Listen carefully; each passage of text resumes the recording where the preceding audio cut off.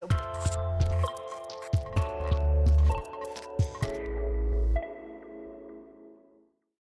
alunos do quinto ano, tudo bem com vocês? Aqui é a professora Camila e hoje teremos a nossa aula de língua portuguesa de número 47. Na aula anterior já trabalhamos sobre interpretação de texto e hoje continuaremos o estudo sobre isso, que é imprescindível aí, não só em língua portuguesa, mas em diversas matérias, em diversas situações na vida. Então, os objetivos dessa aula são definir os gêneros textuais, artigo de opinião e divulgação científica, interpretar dois textos analisando as informações e respondendo aí alguns questionamentos. Materiais que vocês precisam para essa aula: lápis, caneta, borracha e o caderno da disciplina de língua portuguesa.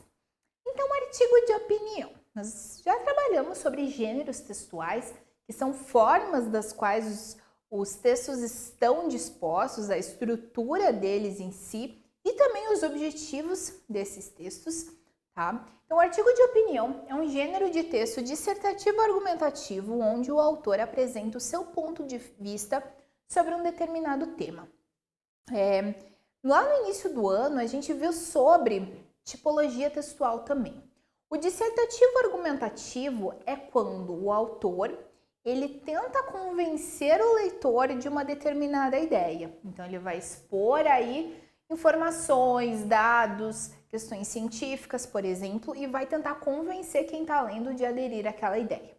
Já o dissertativo expositivo é aquele que o autor apenas apresenta, apresenta aí suas questões importantes sobre o texto, sobre aquela temática, mas ele não tenta convencer a pessoa, ele apenas traz as informações e a pessoa, decide, eu vou aderir a essa ideia ou não, tá? Só retomando esses dois conceitos. Então, o artigo de opinião, ele é dissertativo argumentativo. Além da pessoa, do autor, opinar sobre aquele tema, ele vai tentar convencer a pessoa a aderir sobre isso. Então, eu trouxe para vocês um texto chamado Pré-adolescente é criança? É super para a idade de vocês, tá? Inclusive, retirei aí de um livro de quinto ano. Então, pessoal, vamos fazer a leitura deles. Aproveite o finalzinho da infância, pois ela não volta nunca mais. Roseli Saião. Você já foi chamado de pré-adolescente? Pensa que é um deles? Eu acho a coisa mais estranha essa história de chamar criança de pré-adolescente. Eu sei que algumas gostam disso porque se sentem mais velhas e importantes. Quer saber de uma coisa? Ser criança é muito, muito importante. Vamos pensar na expressão pré-adolescente. Pré sempre quer dizer antes de alguma coisa. Por exemplo, pré-Páscoa, antes da Páscoa. Pré-provas, antes das provas, etc. Pensando nisso, pré-adolescente significa que a pessoa não é mais criança, mas também não é adolescente. Mas ela é o quê? Nada. Dessa maneira, dá para perceber como essa expressão é esquisita. Afinal, todo mundo é uma coisa, agora e vai ser outra depois. Isso é natural. Já pensou se chamarmos os adultos de pré-velhos? Eles não vão gostar nem um pouco, não é verdade? Mas eles nem pensam nisso quando chamam as crianças de 11 ou 12 anos de pré-adolescentes. Pois saiba que elas são crianças, então estão no final da infância, mas ainda continuam crianças. Vou contar uma coisa, quem usa essa expressão tem pressa de que a infância acabe logo. Não precisa ter essa pressa. Ser criança já dura bem pouco tempo, só 12 anos, só. Depois disso, não dá mais para voltar atrás. Você deve conhecer adolescentes e até adultos que se comportam como crianças. Fica um pouco ridículo, não fica? Então, aproveite bem, mas muito bem mesmo, esse finalzinho da sua infância. Por mais que tenha vontade, de vez em quando, de ser mais velho do que é, resista. Mais 1 ou 2 anos e você chega lá. E quando chegar, vai precisar saber que aí sim acabou a infância e para sempre. Por enquanto, use o seu tempo livre e brinque. Brinque muito ou fique sem fazer nada. E quando um adulto disser que você é pré-adolescente, faça a cara feia e afirme: sou criança e gosto de ser assim. Pessoal, então, esse artigo de opinião, a autora, ela traz justamente o quê? Essa questão do chamar crianças que estão no final da infância de pré-adolescentes. Inclusive, ela cita ali chamar adultos de pré-velhos, né? Por exemplo, a pessoa ali com 60 anos, a partir de 60 anos, entra numa categoria que a gente chama de idoso. Então, imagina chamar uma pessoa de 50 e poucos anos de pré-idoso ou pré-velho. Então, ali que ela mostra um jeito que a gente começa a refletir. Para que chamar, se em outras idades não é chamado, né, de pré-adulto, pré-idoso, enfim, por que chamar o adolescente de pré-adolescente? Então, ela faz uma crítica, porque o pré-adolescente, ele é o quê? Ele é pré, ele ainda não é adolescente. Mas então, ele deveria ter uma outra denominação, e não pré-adolescente, sim criança. Então, nós temos a infância, aí nós temos a adolescência e depois a idade adulta. Então, ela critica essa questão de chamar crianças ali de 11, 12 anos de pré-adolescente, né? Então, até os 12 anos, a gente considera um indivíduo aí criança, ok, pessoal?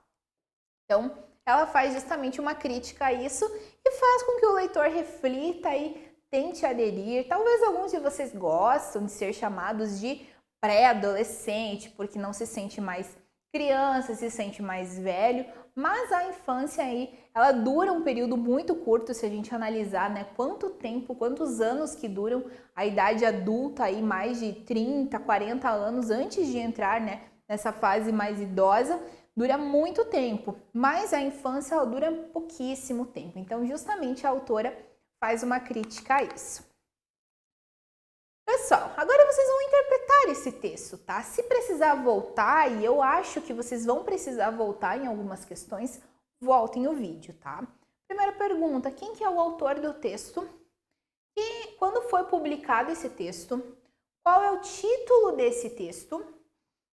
Esse artigo de opinião, ele está em uma seção do jornal chamado Quebra-Cabeça. Em sua opinião, por que será que esse artigo de opinião está nessa seção quebra-cabeça? Qual é a ideia do quebra-cabeça com esse artigo de opinião? Como a autora explica a expressão pré-adolescente? Ela gosta dessa expressão, não gosta? Qual a opinião dela sobre isso? De acordo com o texto, qual a idade em que geralmente as crianças são chamadas aí realmente de pré-adolescentes? Façam essas questões, se precisar volta o vídeo e a gente já volta com as respostas. Então, as respostas. A primeira, quem é o autor? Né? Uma autora, na verdade, Roseli Saião. Quando esse texto foi publicado? No dia 11 de abril de 2015. O título do texto, pré-adolescente é criança, o título já é uma pergunta e já causa uma reflexão na pessoa que está lendo, né? Então, ela começa lendo o título, ela já consegue refletir sem antes começar o texto. Por que será que esse artigo de opinião está nessa seção quebra-cabeça do jornal? Muito provavelmente porque ele tem o objetivo de fazer o leitor pensar, né? Refletir sobre um assunto, que no caso seria a pré-adolescência, como se fosse um desafio de quebra-cabeça, né? Quebra-cabeça é justamente essa ideia, quebrar a cabeça, pensar muito, refletir muito. Então, por isso que esse texto está inserido nessa seção. A quinta, como a autora explica essa expressão pré-adolescente?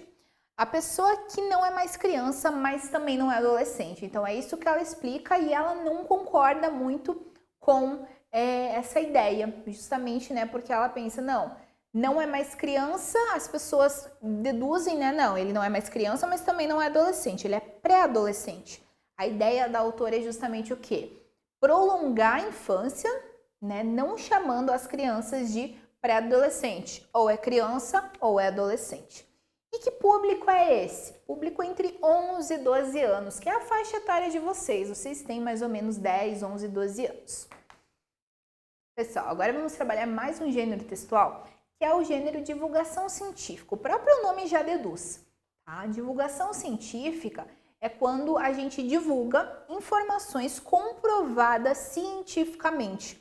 Ou seja, estudiosos, cientistas estudam determinados temas E aí eles comprovam questões diversas, tá?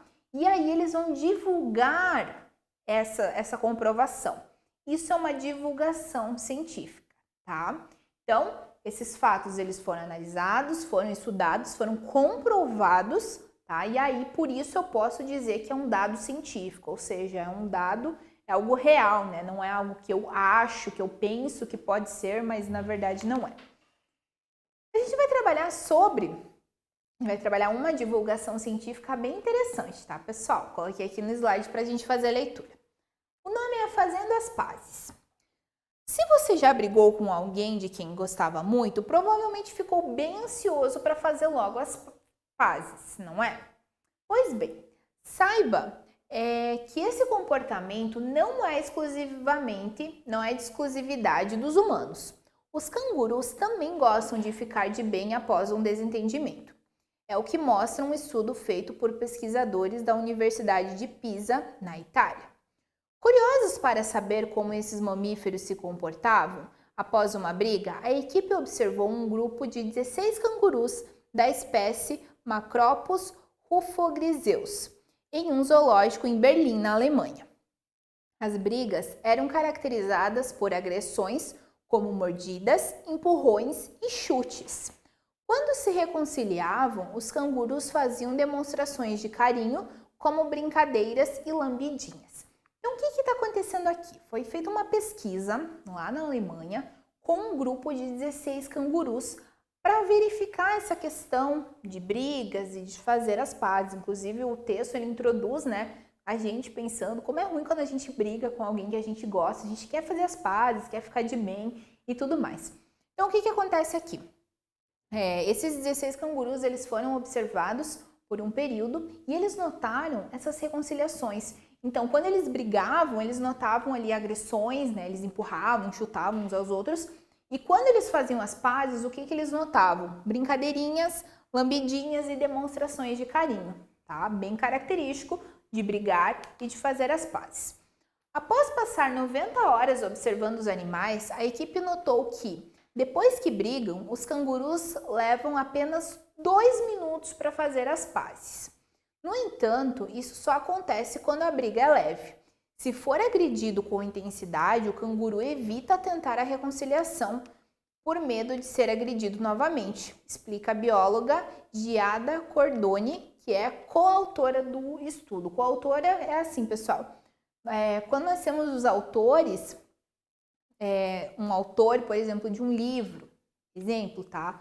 Temos um autor. Quando a gente fala de coautor, significa que nós temos mais do que um, tá? Então, uma delas, uma dessas autoras, ela explicou essa questão, que as brigas, quando elas são leves, elas demoram cerca de 2 minutos, para ter a reconciliação.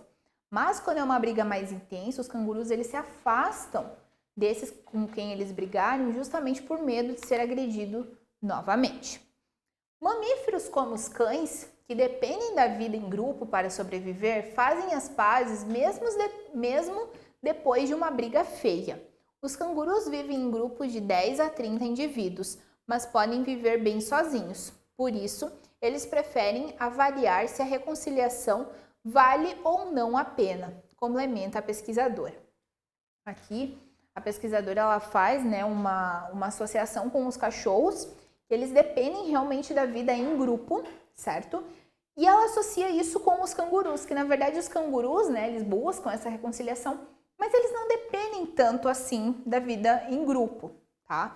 Por isso, eles preferem avaliar se a reconciliação vale a pena ou não, justamente por não ter essa dependência tão grande.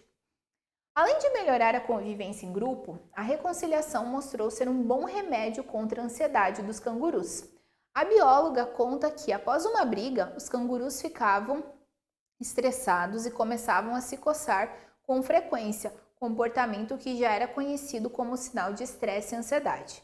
Identificamos que quando se reconciliavam, os cangurus passavam a se coçar menos, sugerindo que a reconciliação funciona como um comportamento que diminui o estresse desses animais. Os pesquisadores também notaram que depois que faziam as pazes, os cangurus passavam a brigar menos e ficavam mais próximos. A paz reinava novamente no zoológico. Olha só que interessante. Quando ocorriam as brigas, eles observaram que os cangurus eles ficavam estressados e ansiosos. Como que eles notavam esse estresse, essa ansiedade? O fato deles se coçarem muito. E realmente, às vezes, até nós mesmos, quando a gente está num nível de estresse e de ansiedade, a gente começa a ter reações físicas. Não sei, uma coceira, uma dor, até mesmo, né, ansiedade, às vezes causa um pouquinho de dor de barriga. É uma coisa bem comum. Então, os cangurus demonstravam essa ansiedade justamente por se coçarem. E quando eles se reconciliavam, o que acontecia? Essa coceira diminuía. Então, a gente percebe bastante associação da ansiedade e o fato deles ficarem mais calmos depois. Pessoal, agora então vocês vão realizar uma interpretação dessa divulgação científica, tá? Se precisar, voltem no texto. O que você deduziu após a observação do comportamento dos cangurus, tá? Sobre essa questão de fazer as pazes e brigar. Qual é a especialista citada no texto e qual é a sua área? Nós temos uma coautora ali que ela foi citada várias vezes no texto. Como é o nome dela e qual é a área que ela atua? Como são as brigas dos cangurus? Qual o sentimento que eles tinham depois da briga? E como eles se reconciliavam? Voltem o vídeo se precisarem, tá? E a gente logo retoma para poder estar verificando as respostas. Então, assim, sobre a questão, o que você deduziu depois da observação do comportamento dos cangurus, né? Então, a gente nota que os cangurus, eles levavam apenas 2 minutos para se reconciliar, eles realmente precisavam muito se reconciliar depois de uma briga, e ocorre a reconciliação, que é manifestada pelas demonstrações de carinho, né? Então, como que eu deduzo se o canguru se reconciliou ou não? Pelas demonstrações de carinho. A especialista citada é Giada Cordon. Ela é coautora do estudo, né, sobre o comportamento dos cangurus, então ela estudou juntamente com uma equipe sobre esse comportamento. Qual é a área dela? Biologia. A biologia é a área que estuda, né? Lembra quando a gente viu no começo do ano sobre biografia, o que? A escrita da vida. Biologia é o estudo da vida, tá? E a biologia estuda qual vida? A vida humana, a vida animal, até mesmo a vida de seres microscópicos, vírus, bactérias, fungos, tá? Tudo isso está atrelado à biologia. Como eram as brigas dos cangurus? Eram caracterizadas aí por agressões, né? A gente cita empurrão, mordida e chute. Qual o sentimento que eles tinham depois de brigar? Estresse, ansiedade, ficavam se coçando. E como eles se reconciliavam? Quando eles se reconciliavam, os cangurus eles faziam, né, demonstrações de carinhos, como brincadeiras e lambidinhas uns nos outros. Pessoal, espero que tenham gostado dessa aula, que tenham compreendido aí ambos os textos. Agora vocês vão realizar algumas atividades para intensificar os saberes de vocês. Até a próxima e bons estudos!